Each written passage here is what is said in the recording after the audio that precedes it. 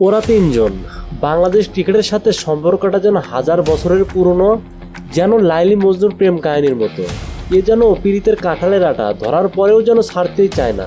বলছিলাম বাংলাদেশ ক্রিকেটের তিন টপ অর্ডারের ব্যাটার নাজমুল, সৌম্য, দাসের ট্রিপল প্রেমের গল্প, যেখানে কোচ হাতুড়ি সিংহের সাথে ভালোবাসার সাত পাকে বাঁধা তাদের ক্যারিয়ার। তারা যত খারাপ খেলুক না কেন, অটোচয়েস হয়ে তারা খেলতে এসেছে বিশ্বকাপে, কারণ একটাই, কোচের পছন্দের ব্যক্তি। যেখানে বিশ্বের যে কোনো দল তাদের স্কোয়াড সাজিয়েছে শক্তিশালী টপ অর্ডার ব্যাটার দিয়ে, কারণ একটাই, দলের ভিতটাই যে গড়ে দেয় তারা। আর বাংলাদেশের ক্ষেত্রে বিষয়টা অন্যরকম।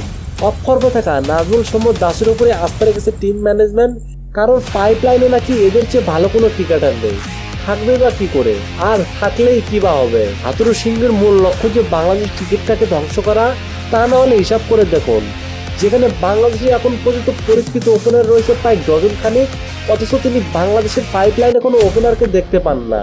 মূলত বাংলাদেশ ক্রিকেট টিমকে তিনি বানিয়েছে কমেডি টিম, যারা এখন খেলার চেয়ে বিনোদনটাই বেশি দিতে পারে দর্শকদের, অনেকটা দ্য কমেডি শো ঘোড়া তিন বলদের মতো।